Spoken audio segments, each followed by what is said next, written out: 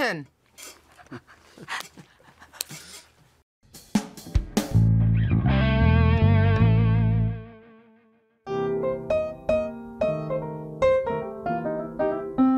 In between kind of the making of 19 and the touring of 19 as well, and then in the bit of downtime that I had, I started realising my own flaws and my own disappointments, and I started regretting a lot of stuff. And when I was 18, 19 and doing the first record, I didn't regret anything. Do you know what I mean? I was very much a teenager and thought I knew it all and thought there was nothing else I could ever learn. And yeah, but I think that was because the intensity of this my last relationship that the record's about, that made me more aware of them things. So yeah, I used to have to lock myself in my house, get pretty drunk, write a drunk diary, because that's the only time I can ever admit things to myself. A drunk tongue is an honest one, in my opinion. And then the next morning I'd read it through with an awful hangover and in the cold light of day, you know, and have to sort of absorb my own feelings about myself. And I was a bit scared that I wouldn't be able to be articulate enough with this record because of them new revelations, but I was agile when it came to realising them things about myself, I suppose. But I mean,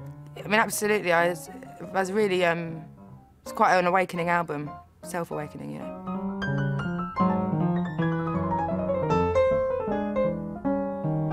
It's out of my system once the record's done.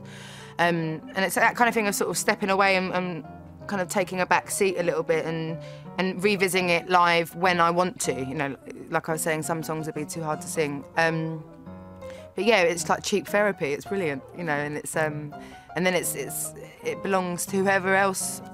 Hopefully, that record would help give hope to. I think definitely blues.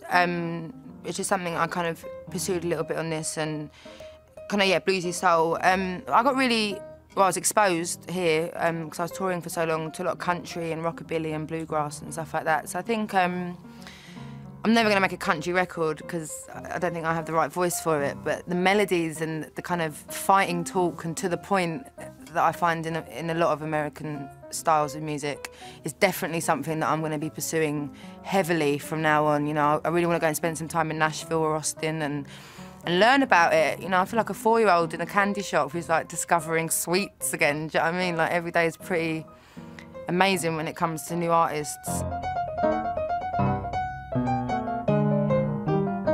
The singers that I listen to who inspire me are like all-time greats and legends, so I don't even consider myself a singer when my interpretation of a singer is Etta James and Aretha Franklin and Billie Holiday, do you know what I mean? So I don't really rate my voice in that sense, and this literally all fell into my lap, I swear to God, yeah. I was always singing and I just, you know, I always knew I'd be involved in music, but I thought it would be like I'd be a receptionist or something, or work in a shop, and then in my off days go and play little acoustic shows for my family and friends or whatever. I never, ever thought, I didn't even bother to dream about being, you know, a professional singer, because everyone I know has got dreams and none of theirs has come true, so why the hell would mine ever come true? So this fell into my lap, I swear to God. I wasn't like, I didn't go and hand my demos in anywhere. I didn't even know where any record companies were.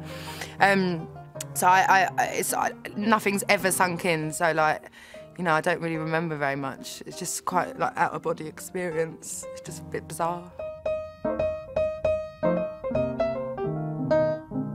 Maybe a Martin Scorsese film. I don't know if I'm kind of trained enough to maybe be able to offer something that good for one of his movies. I really wanted to have the soundtrack for Love and Other Drugs, that Jake Gyllenhaal and Anne Hathaway film, and I was in for a good shot, but I submitted the wrong song. But that's my kind of movie, I love that kind of thing, so I would have loved that, but next time.